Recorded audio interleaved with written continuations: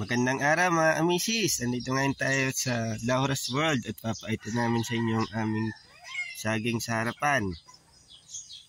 Ito nyo. Yan, batang yan. Oh. Yan po ang aming saging. Hinog na. Dito lang kami nakuha ng bunga. Nakuha lang kami dito. Ayan. Yan, banana.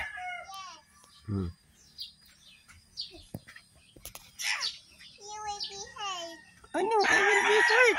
Ow, ow, ow. Good morning. Ayan po, pinapagawa natin ang ating bahay.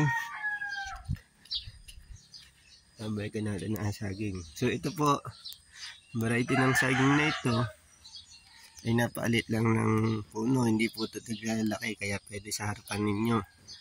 Makita nyo, pag nahinog sila, napakaganda ng bunga. Sobrang tamis din.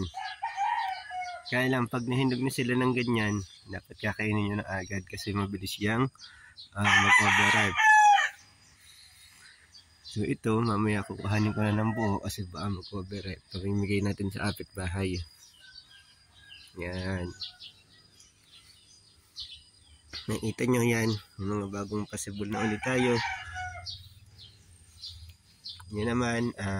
Yan. Mga after 1 year, 1.5 years. Bubunga na ulit yan ng ganyan. So ito, sa sunod na bubunga. Maybe mga 2 to 3 weeks. May puso na siguro itong ganito. Kasi madalas magkasunod talaga yan. Yan. Ito pa yung isa natin.